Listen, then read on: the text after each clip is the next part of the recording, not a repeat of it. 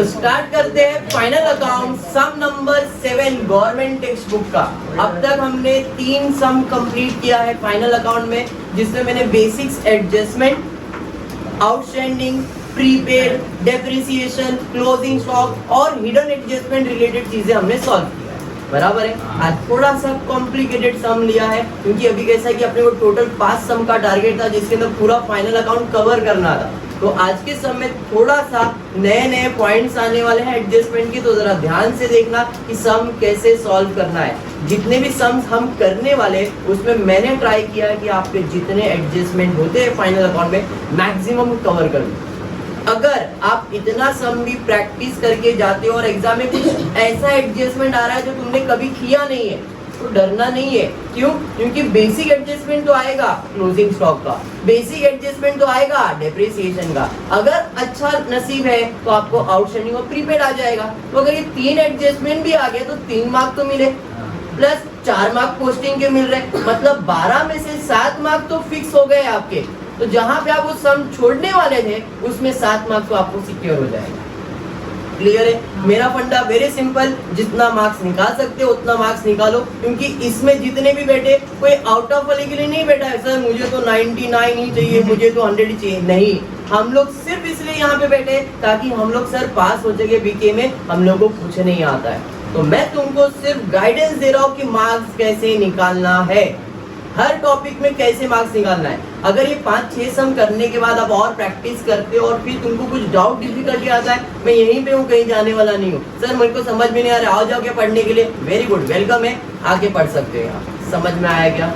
Clear? तो अभी पहला फोकस सिर्फ ये करो कि फाइनल अकाउंट का लेक्चर खत्म होगा, 2 सम का फिर से टारगेट है कि 2 सम कंप्लीट करेंगे तो final account topic wind up हो जाएगा। नेक्स्ट लेक्चर जब होगा तो नया टॉपिक चालू होने वाला है, इसलिए बोल रहा हूँ आज का दोनों सम थोड़ा इंपॉर्टेंट है। एडजस्टमेंट कुछ नए आने वाले, पॉइंट कुछ नया आने वाला है, तो जरा ध्यान से 3 सम जो हमने पहले पिछले लेक्चर में किया था उसके अंदर मैंने बेसिक एडजस्टमेंट करवाया, depreciation, outstanding, goods, closing stock, hidden adjustment, ये सब हमने कवर किया था। अगर वो आपको इजी लगा है तो आज का सम भी कहीं ना कहीं थोड़ा बहुत इजी आपको लग जाएगा। क्लियर? स्टार्ट करते हैं government text book sum number 7, और बाकी मैंने आप लोगों को जेरॉक्स तो दे ही दिया। इसके पहले फॉर्मेट पढ़ लेते एक बार, हाँ या नहीं? कौन से अकाउंट बनते हैं? Trading account, loss account, partnership account. Trading account मतलब गर्लफ्रेंड है, प्रॉफिट एंड लॉस मतलब ओए है, और बैलेंस शीट मतलब ला है। ओए गर्लफ्रेंड ला, ओए गर्लफ्रेंड ला, ओए गर्लफ्रेंड ला। ओए मतलब ऑफिस एक्सपेंसेस, ओए मतलब ऑफिस एक्सपेंसेस, ओए मतलब ऑफिस एक्सपेंसेस। गर्लफ्रेंड मतलब गुड्स एंड फैक्ट्री, गर्लफ्रेंड मतलब गुड्स एंड फैक्ट्री, गर्लफ्रेंड मतलब गुड्स एंड फैक्ट्री। ला मतलब लायबिलिटी एंड असेट, ला मतलब लायबिलिटी एंड असेट। इसका मतलब है कि प्रॉफिट एंड लॉस में क्या आएगा? ऑफिस का खर्चा, ऑफिस का फायदा। प्रॉफिट एंड लॉस में क्या आएगा? ऑफिस का खर्चा, ऑफिस का फायदा। प्रॉफिट एंड लॉस में क्या आएगा? ऑफिस का खर्चा, ऑफिस का फायदा। तो ट्रेडिंग अकाउंट में क्या आएगा? गुड्स का खर्चा, गुड्स का फायदा। फैक्ट्री का खर्चा, फैक्ट्री का फायदा। गुड्स का खर्चा, गुड्स का फायदा। फैक्ट्री का खर्चा, फैक्ट्री का फायदा। क्लियर है क्या? मतलब अगर वो गुड्स और फैक्ट्री से रिलेटेड है तो यहाँ पे आएगा, अगर वो प्रॉफिट एंड लॉस बोले तो ऑफिस से रिलेटेड है तो यहाँ पे आएगा, पार्टनर से रिलेटेड है तो पार्टनर के अकाउंट में जाएगा। कोई भी पार्टनर से रिलेटेड है तो पार्टनर के लिए पार्टनर अकाउंट बनाया, पार्टनर अकाउंट में डाल देना। क्लियर? और लायबिलिटीज और असेट्स है तो लायबिलिटीज और असेट्स में आ जाएगा। क्लियर है क्या? Step wise final account solve करेंगे। पहला स्टेप है ट्रायल बैलेंस में मार्किंग करने का, किधर कौन सा चीज जाने वाला है। स्टेप नंबर 2 है एडजस्टमेंट पढ़ना है, स्टार मार्क करना है जिसके ऊपर एडजस्टमेंट है। स्टेप नंबर 3 है पोस्टिंग करना है, बट इतना याद में रखना है अगर स्टार मार्क है तो इनर कॉलम में, स्टार मार्क नहीं है तो outer column. Clear? Step number 4 क्या है? एडजस्टमेंट सॉल्व करना है, and every adjustment have 2 effect, 1 debit 1 credit, 1 debit 1 credit. समझ में आया क्या? क्लियर है? उसके बाद क्लोजिंग, सबसे पहला ट्रेडिंग अकाउंट, फिर प्रॉफिट एंड लॉस अकाउंट, फिर पार्टनर्स कैपिटल अकाउंट और फिर बैलेंस शीट। क्लोजिंग क्लियर हो गया सबको? आई होप सबके दिमाग में बैठ गया है फाइनल अकाउंट कैसे सॉल्व करते हैं, ऐसा मेरा एक्सपेक्टेशन है। बाकी आप खुद अपने आप को जज कर सकते हो कि कितना तुमको समझ में आया है। क्लियर? स्टार्ट करते हैं, देखते क्या है। पहला, Sapna and Aarti are partner sharing profit and losses equally. Profit and losses equally मतलब प्रॉफिट शेयरिंग रेशियो दिया है, इक्वल है। समझ में आया क्या? आगे बढ़ते हैं, उसके बाद क्या है, from the following trial balance and adjustment prepare trading and profit and loss account for the year ended 31st March 2019 and balance sheet as on that date। Okay, start करते हैं मार्किंग। डेटर्स, डेटर्स बोले तो customer, customer जिनसे पैसा मिलने वाला है। Anything receivable is your asset, तो वहाँ पे क्या लिखना है, असेट ए। नेक्स्ट, परचेज, किस चीज का परचेज करोगे, सामान का, गुड्स का, और गुड्स का परचेज कहाँ जाएगा, ट्रेडिंग अकाउंट में जाएगा। समझ में आया क्या? उसके बाद रिटर्न, क्या रिटर्न हुआ रहेगा, जो आपने सामान बेचा रहेगा, सामान रिटर्न हुआ रहेगा। और सामान बोले तो गुड्स, और गुड्स कहाँ जाएगा, ट्रेडिंग अकाउंट में जाएगा। समझ में आया क्या? उसके बाद क्या है, ओपनिंग स्टॉक, स्टॉक बोले तो फिर से गुड्स है, और गुड्स किधर जाता है, ट्रेडिंग अकाउंट में, T trading account. Next, land and building मतलब आपका प्रॉपर्टी है, प्रॉपर्टी आपका असेट होता है। सोनू समझ में आ रहा है क्या? आगे बढ़ेंगे, उसके बाद क्या है, कैरेज। कल ही मैंने आपको बताया था, देखो पहले लेक्चर में सिर्फ कैरेज इनवर्ड था, दूसरे लेक्चर में कैरेज इनवर्ड आउटवर्ड आया, और आज सिर्फ कैरेज आया है। कल मैंने बताया था कैरेज इनवर्ड है ट्रेडिंग अकाउंट, आउटवर्ड है प्रॉफिट एंड लॉस अकाउंट। सिर्फ कैरेज है तो किधर जाएगा, ट्रेडिंग अकाउंट में। सिर्फ कैरेज है तो किधर जाएगा, ट्रेडिंग अकाउंट में, क्योंकि कैरेज गुड्स को लाने का खर्चा है, और गुड्स का खर्चा ट्रेडिंग अकाउंट में जाएगा। समझ में आया क्या? पक्का समझा? बढ़ेंगे आगे, उसके बाद क्या है, रेंट, रेट्स एंड टैक्सेस। भाड़ा भर रहे किधर का, ऑफिस का, ऑफिस का भाड़ा कहाँ जाएगा, प्रॉफिट एंड लॉस में जाएगा। ड्राइंग, सपना का और आरती का, ड्राइंग तो सर पार्टनर का है तो पार्टनर के अकाउंट में जाएगा, पीसी पार्टनर्स कैपिटल अकाउंट। समझ में आ रहा है? दोनों। उसके बाद क्या है, सैलरी कहाँ जाएगा Sonu, salary profit and loss में। सैलरी किसको देते, ऑफिस में जो काम करता है एम्प्लॉय, बराबर है, profit and loss. Bad tax किधर जाएगा, प्रॉफिट एंड लॉस। मशीनरी क्या है, एसेट है। नेक्स्ट, उसके बाद एडवर्टाइजमेंट खर्चा है, और जो खर्चा है प्रॉफिट एंड लॉस में जाएगा। उसके बाद provident fund investment, very important point, जरा ध्यान देना। प्रोविडेंट फंड इन्वेस्टमेंट, इन्वेस्टमेंट मतलब पैसा इन्वेस्ट किया है। अब पैसा इन्वेस्ट करने से मेरा प्रॉपर्टी बन रहा है, मैंने जमीन में पैसा इन्वेस्ट किया, मेरा प्रॉपर्टी बन गया, आया नहीं? तो provident fund investment is my asset, provident fund investment is my asset, तो असेट साइड पे जाएगा। समझ में आया क्या? उसके ऊपर आता हूं मैं, थोड़ा सा स्किप हो गया था मेरे से। दैट वाज मशीनरी, ब्रैकेट में दिया है एडिशन ऑन 1 अक्टूबर 2018 रुपीज 10,000। मैंने आपको बताया था कि भाई कोई भी चीज के आगे परसेंटेज आएगा, डेट आएगा या ईयर आएगा, ऐसा कुछ भी आया मतलब हिडन एडजस्टमेंट है। समझ में आया? मतलब ये मशीनरी के ऊपर कहीं ना कहीं कुछ तो एडजस्टमेंट है, तो इसको अभी से स्टार मार्क कर लेते, भाई साहब आपके ऊपर एडजस्टमेंट है। क्लियर है क्या? तो हमने मशीनरी को स्टार मार्क कर दिया, हिडन एडजस्टमेंट है। रोनित समझ में आया क्या? मशीनरी को स्टार मार्क करेंगे, हिडन एडजस्टमेंट। बढ़ते हैं आगे, देखते हैं क्या दिया। तो क्रेडिट साइड पे पहला दिया है सेल्स, सेल्स मतलब trading account. Creditors liability. Income, income मतलब प्रॉफिट एंड लॉस है, तो इनकम प्रॉफिट एंड लॉस में जाएगा। कैपिटल, पार्टनर कैपिटल में जाएगा। Next, provident fund. अब जरा देखते ये फंड क्या है। कोई भी फंड या रिजर्व, कोई भी फंड या रिजर्व। अगर क्वेश्चन में general reserve, capital reserve, revenue reserve, provident fund reserve या फंड वर्ड यूज किया है, फंड मतलब पैसा बाजू में निकाल, फंड या रिजर्व का मतलब है पैसा बाजू में निकालना। अब पैसा बाजू में क्यों निकाल रहे हैं? हो सकता है कुछ काम के लिए, भाई मुझे फ्यूचर में किसी को पे करना है, मैं पैसा बाजू में निकाल के रखो, भाई सिराज सर को पे करना है, सिराज सर फंड, तो फंड पे किसी और का हक है, आया नहीं, मेरा है क्या? नहीं, मुझे पे करना है, anything payable is my liability, तो प्रोविडेंट फंड मेरा क्या बन जाएगा? लायबिलिटीज बन जाएगा। बात समझ में आया क्या? क्लियर है? समझा। नेक्स्ट उसके बाद क्या है, रिटर्न। क्या रिटर्न होगा, सामान। सामान बोले तो गुड्स, और गुड्स किधर जाएगा, ट्रेडिंग अकाउंट में। कमीशन प्री रिसीव, रिसीव हो गया है कमीशन, प्री रिसीव पहले ही रिसीव हो गया है। रिसीव हो गया मतलब मेरे लिए तो इनकम ही है, और इनकम है तो कहाँ जाएगा, प्रॉफिट एंड लॉस में। In profit and loss mark करो। नेक्स्ट आगे बढ़ते, RDD आपने फॉर्मेट में लिख के रखा है RDD। डेबिट साइड पे तो बैड डेब्ट, और क्रेडिट साइड पे तो ओल्ड RDD। क्रेडिट साइड पे मतलब ओल्ड RDD, कहाँ जाएगा, प्रॉफिट एंड लॉस में। कितना मार्किंग सबको आना चाहिए, समझ में आया। इधर मिस्टेक मतलब पूरा सम में मिस्टेक होगा। क्लियर। तो अभी भी मैं बोलता हूँ जिन्होंने स्टडी नहीं चालू किया है, फाइनल अकाउंट का लास्ट लेक्चर खत्म हो जाएगा, आप घर पे जाओ, थोड़ा सा टाइम निकालो, हर एक सम गवर्नमेंट टेक्स्ट बुक का लो, खाली क्वेश्चन लो, और उसमें सिर्फ मार्किंग करके देखो कि मैं प्रॉपर मार्किंग कर सकता हूँ या नहीं। अगर आप मार्किंग करना सीख जा रहे हो, मतलब ये जो अकाउंट का लेक्चर बैठ के आप नॉलेज ले रहे हो, वो क्लियर हो जाएगा। अगर आप उसमें ही मिस्टेक करने बैठ गए, यार नहीं समझ में आ रहा है, नहीं जम रहा है, मतलब फिर कितना भी आपको कोई अच्छा टीचर भी पढ़ा देगा तो नहीं कर पाऊंगा।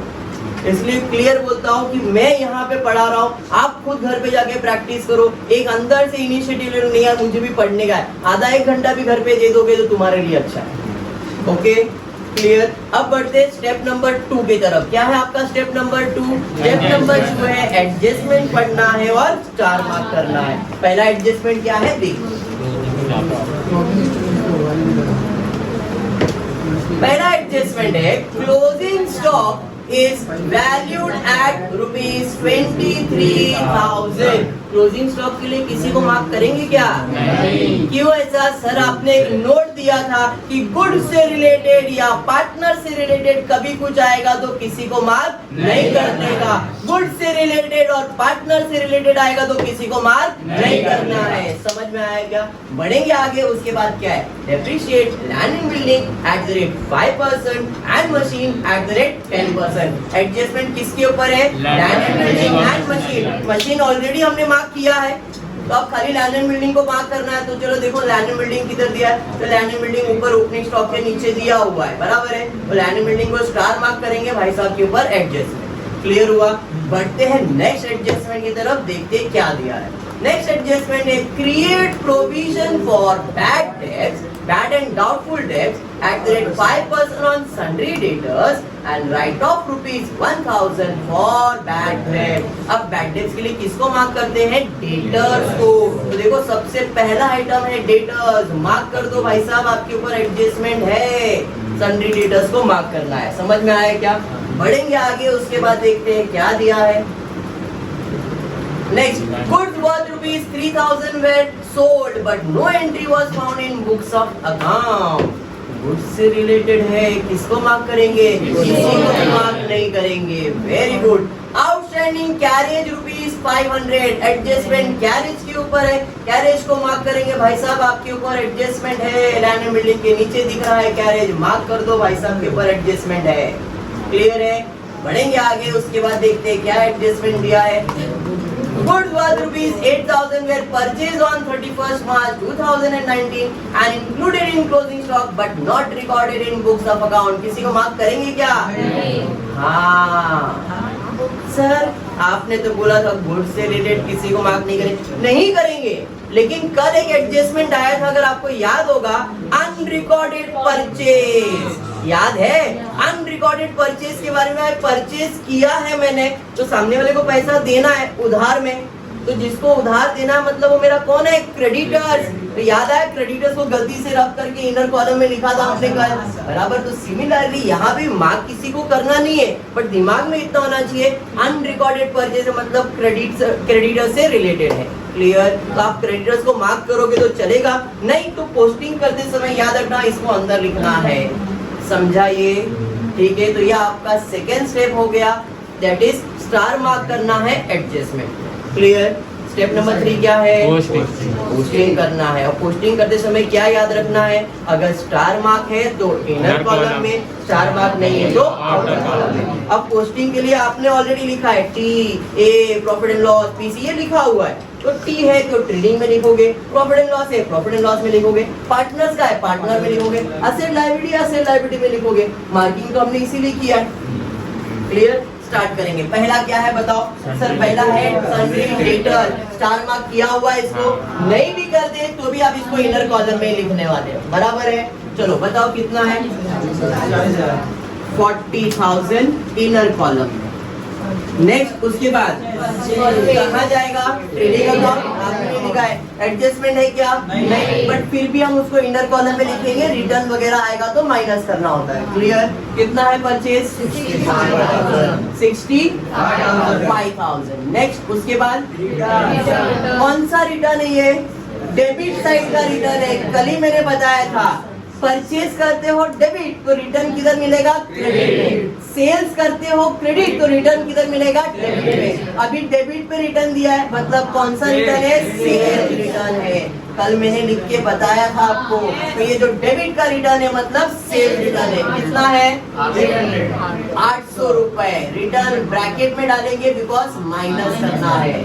बात समझा क्या? बढ़ेंगे आगे। उसके बाद क्या है? ओपनिंग स्टॉक किधर जाएगा? ट्रेडिंग अकाउंट में। आपने लिखा है ट्रेडिंग अकाउंट में ओपनिंग स्टॉक लिखा है, कितना है? 18,000। आउटर कॉलम में because there is no adjustment. उसके बाद क्या है? Land and building. कहाँ जाएगा? एडजस्टमेंट है? हाँ सर एडजस्टमेंट है, तो लैंड एंड बिल्डिंग कितना है? 10,000। इनर कॉलम में लिख रहा हूँ भाई साहब के ऊपर एडजस्टमेंट। क्लियर हुआ? उसके बाद क्या है? गैरेज। कहाँ जाएगा? ट्रेडिंग अकाउंट में, तो 2 गैरेज। कितना है गैरेज? 1,200 इनर कॉलम में क्योंकि एडजस्टमेंट है। समझ में आ रहा है? उसके बाद क्या है? रेट एंड टैक्सेस किधर जाएगा?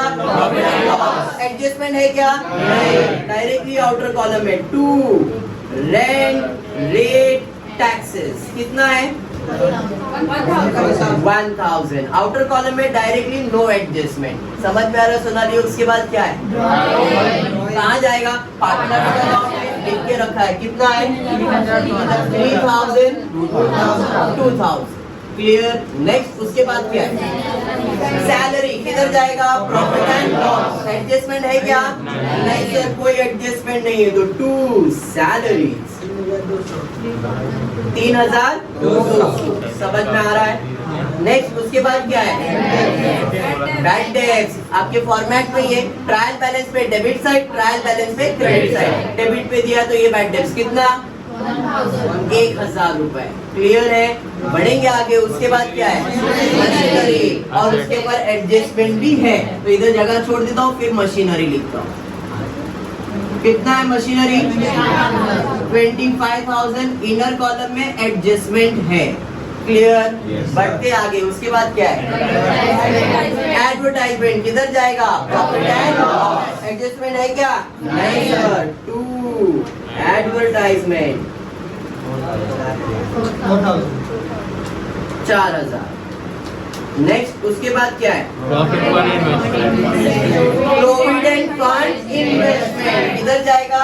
असेट साइड पे, तो यहाँ पे लिख देता हूँ प्रोविडेंट फंड इन्वेस्टमेंट। कितना है? 18,500। क्लियर है? उसके बाद क्या है? सेल्स किधर जाएगा? कितना? 85,000। नेक्स्ट उसके बाद क्रेडिटर्स कितना? 23,000। अब मैंने इसको इनर कॉलम में लिखा है, होप आपको मालूम है क्यों?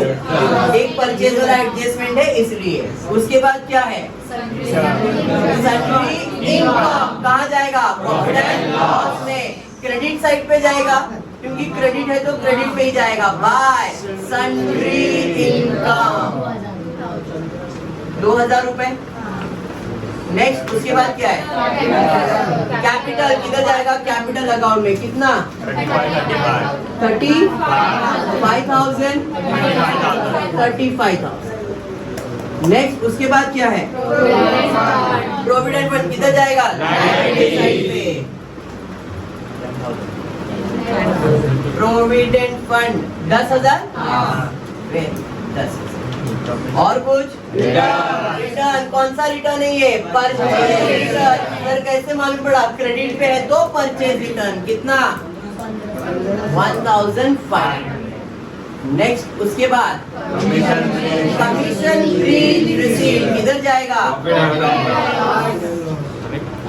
कमीशन प्री रिसीव 800 रुपए।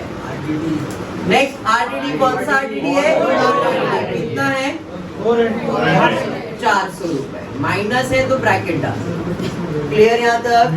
आई होप यहाँ तक सबको क्लियर है। इतना समझ में आया? इतना करने में इतना करने में कितने मार्क्स मिलेंगे? 3.5 से 4 मार्क्स तो फिक्स है। कुछ नहीं करके इतना करो। देखो मैं आपको आपके लेवल पे बता रहा हूँ, मैं टॉपर के हिसाब से बात ही नहीं कर रहा हूँ। जो टॉपिक को जिसमें अभी मास्टरी करने का है, मुझे फाइनल अकाउंट में पूरा स्कोर करने का, इसमें पूरा, वो पहले से प्रैक्टिस करेगा। लेकिन हमने पहले से प्रैक्टिस ही नहीं किया, हमको कुछ आ ही नहीं रहा है, तो इतना तो करके 4 3.5 मार्क्स तो फिक्स करना ही है। कुछ भी करो, घर पे जाओ प्रैक्टिस करो, इतना प्रैक्टिस करो हर सम के। हर सम में अगर इतना प्रैक्टिस करते हो, कॉन्फिडेंस आ जाता है इतना करने का, तो आगे का स्टेप खुद से खुद करोगे। मैंने कल ही बताया, एक कदम लोगे तो आपको लगेगा एक कदम है, चलो और एक करके देखता हूं, और एक करके, और धीरे धीरे आ जाएगा टॉपिक। इसलिए पहला कदम इतना सही लेना है। मैं इतना करता हूं, मैं एक बार इतना आएगा तो आपको खुद से मन आएगा, सर एडजस्टमेंट सॉल्व करता हूँ, क्लोजिंग स्टॉक कर लेता हूँ, डेप्रिसिएशन कर लेता हूँ, आउटस्टैंडिंग कर। इतना करोगे तो और मार्क्स बढ़ते जाएंगे। इसलिए पहला बेसिक कदम ले लो कि भाई मेरे को मार्किंग करना है और मेरे को पोस्टिंग करना है। अपने दिल को इतना मना लो, नहीं सर इतना तो करूंगा ही, समझ में कॉन्फिडेंस आ जाएगा, स्टेप बढ़ते जाएगा। ठीक है अच्छा बढ़ते आगे। अब क्या करना है? अब एडजस्टमेंट सॉल्व करना है। एवरी एडजस्टमेंट के 2 इफेक्ट देने के, एक डेबिट और एक क्रेडिट साइड। क्लियर है क्या? स्टार्ट करेंगे पहला एडजस्टमेंट। क्या है पहला adjustment? Closing stock is valued at ₹23,000।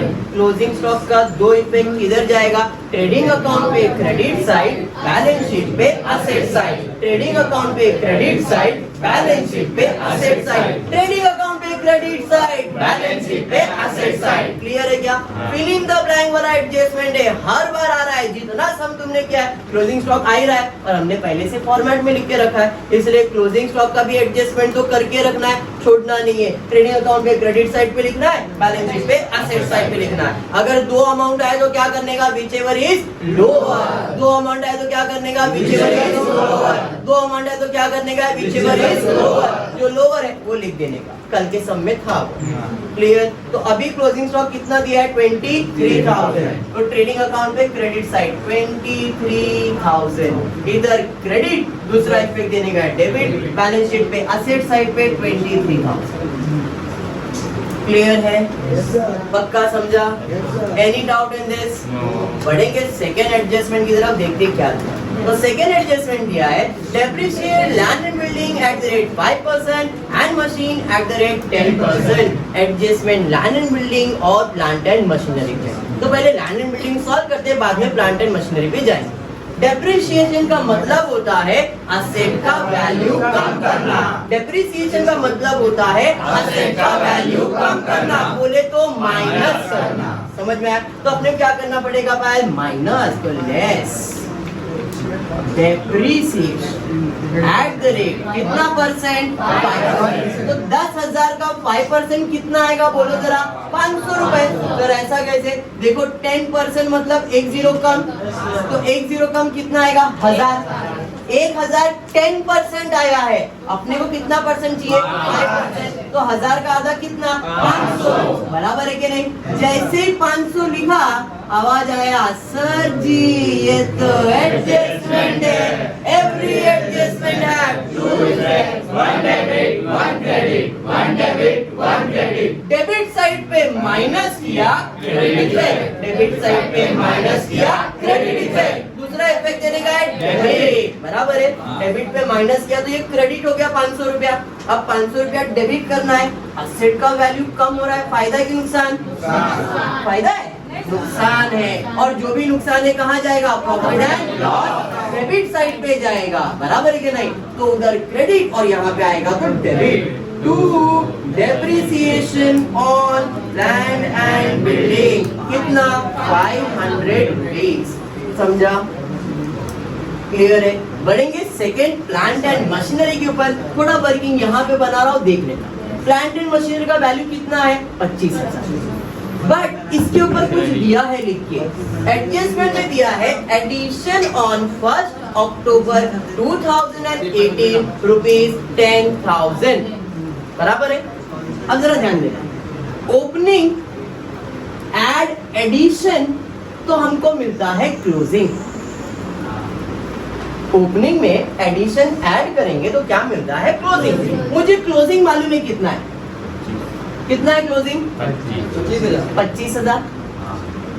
अरे बराबर है। इसमें एडिशन कितना हुआ है? क्वेश्चन में लिखा है 10,000। देख लो, क्वेश्चन में लिखा है 10,000 का एडिशन। तो इसका मतलब ओपनिंग कितना है अपना? 15,000 का। अरे बात समझा? 15 में 10,000 ऐड किया तो क्लोजिंग 25,000 आया। अरे समझाइए। तो वापस से एक बार, 25,000 मशीन है, दिख रहा है 25,000, और ये तो क्लोजिंग है। सर आपको कैसे मालूम पड़ा क्लोजिंग है? जरा देख लो ट्रायल बैलेंस का डेट। ट्रायल बैलेंस का डेट क्या दिया है? जरा देखो एक बार। तो ट्रायल बैलेंस का डेट दिया है 31 मार्च 2019। दिया है कि नहीं? 31 मार्च 2019 मतलब क्लोजिंग हुआ। अरे एग्री? तो ये भाई क्लोजिंग है, मतलब ईयर एंड में मेरे पास 25,000 का मशीनरी है। अभी क्लोजिंग का फॉर्मूला क्या है?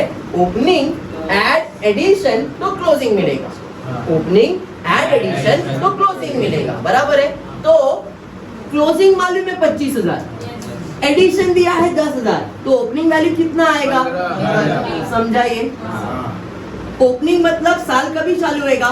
1 अप्रैल 2018 को, और खत्म कभी हुआ है? 31 मार्च 2019 को। तो ये क्लोजिंग है, ये ओपनिंग है। और ये एडिशन का डेट भी तो क्वेश्चन में दिया है। क्या दिया है? 1 अक्टूबर 2018, बराबर? तो इसका मतलब है मेरे पास दो मशीन है। एक मशीन है जिसका कीमत है 15,000 और वो मेरे पास अप्रैल से है।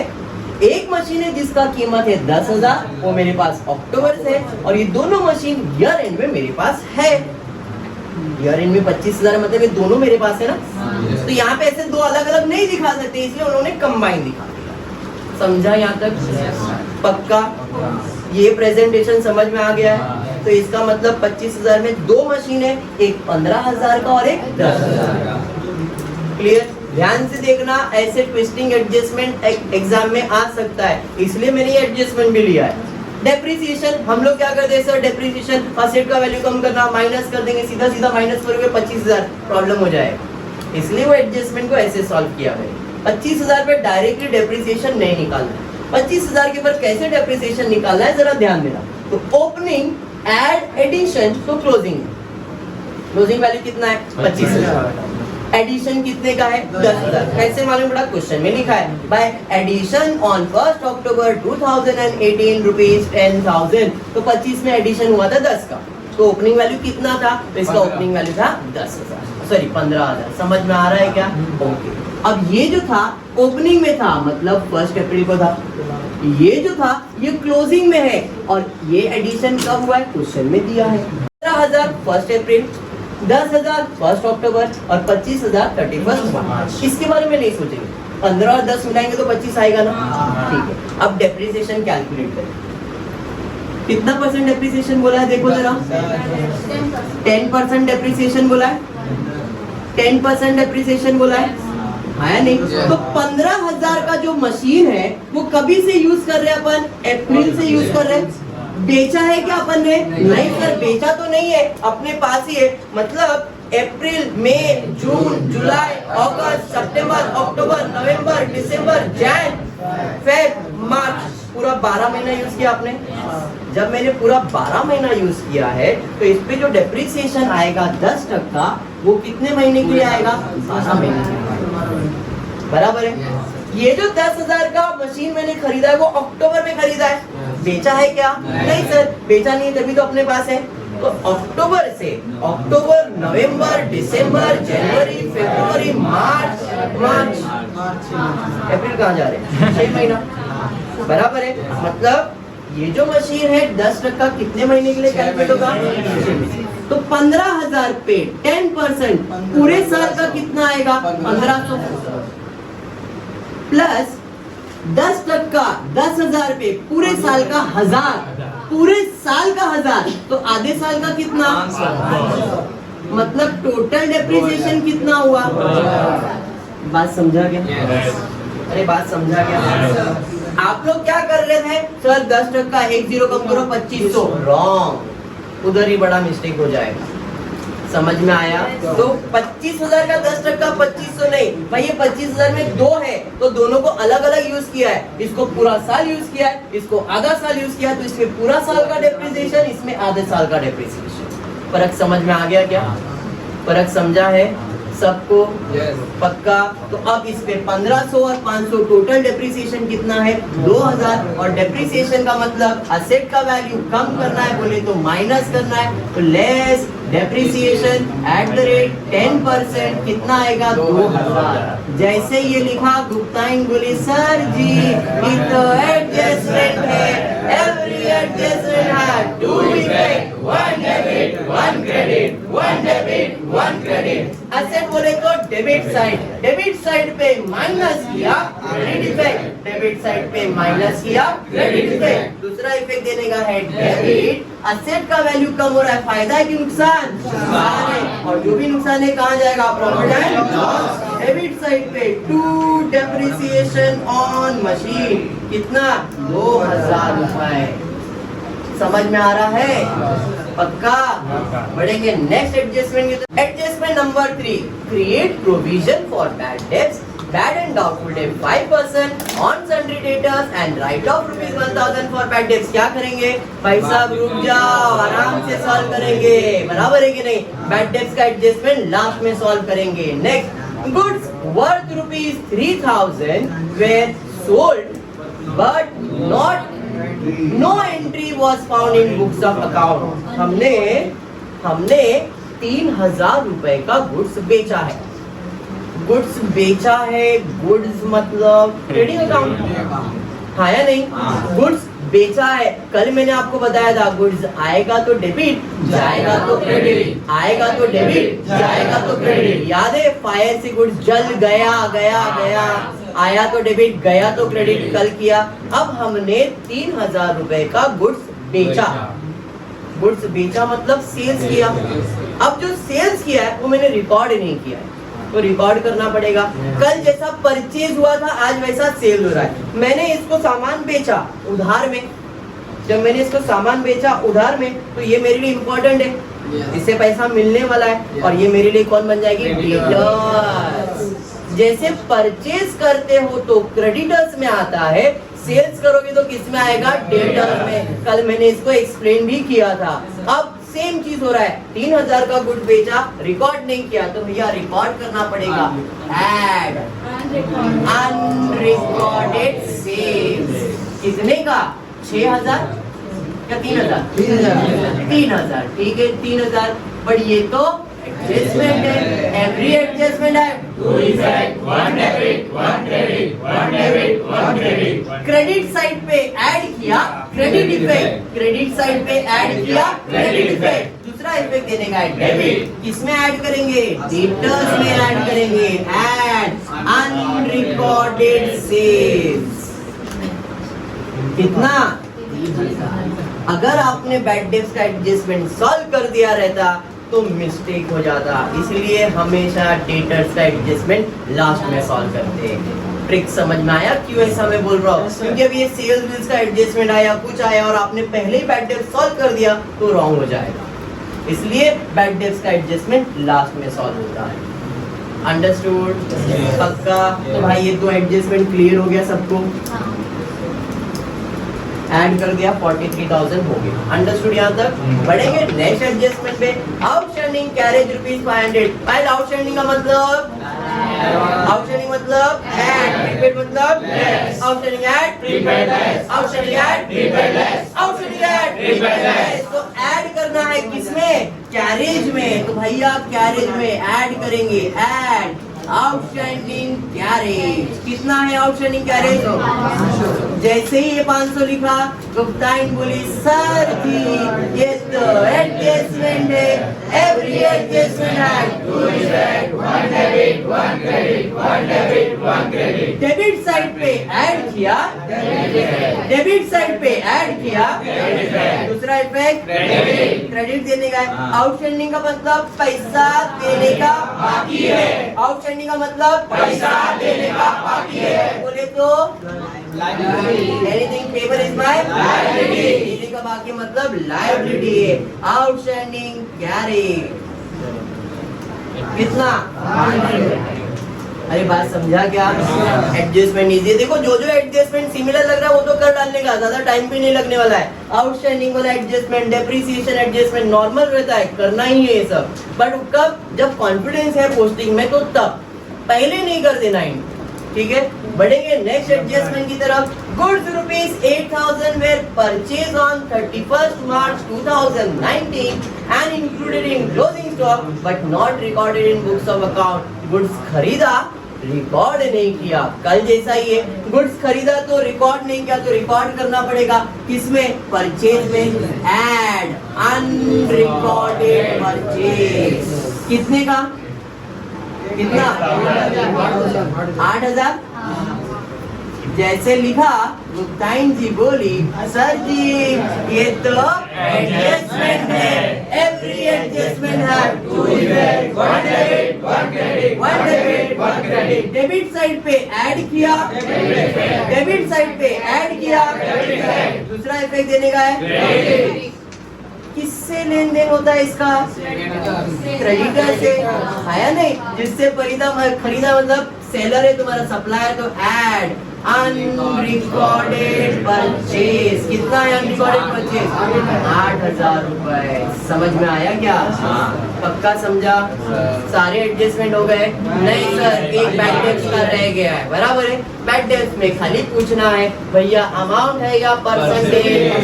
सर अमाउंट और परसेंटेज दोनों है, अमाउंट भी दिया है, परसेंटेज भी दिया है, अमाउंट भी दिया है, परसेंटेज भी दिया है, अमाउंट भी दिया है, परसेंटेज भी दिया है। अमाउंट दिया है तो फर्दर बैड डेब्ट, परसेंटेज दिया है तो अमाउंट दिया है, फर्दर बैड डेब्ट, परसेंटेज दिया है। क्लियर है क्या नहीं? तो पहले अमाउंट, बाद में परसेंटेज। क्लियर?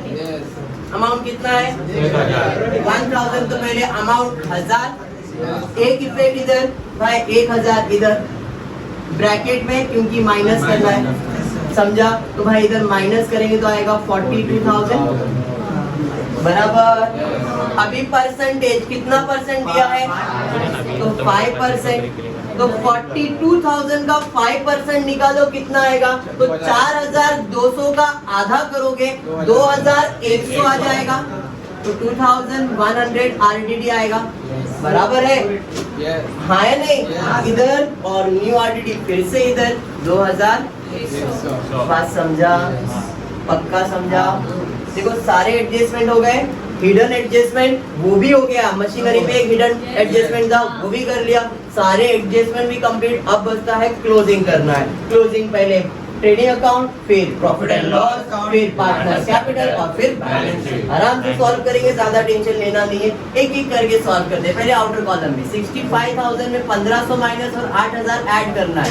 तो भाई माइनस करके ऐड करो तो 63,000 73,000 हो जाएगा। ये 65 प्लस 8 73 माइनस 1500 करना है, तो 1500 माइनस करोगे तो ये आएगा 71,500।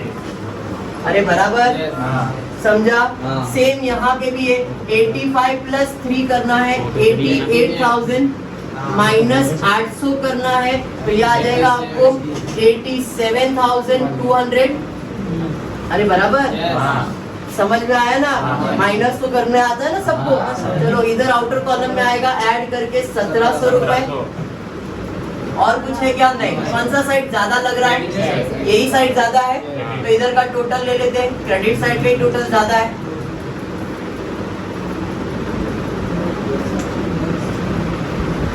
चलो टोटल करते हैं 0 200 7 और 3 10, एक ऊपर 10 और 1 11, तो 1,10,200 बराबर।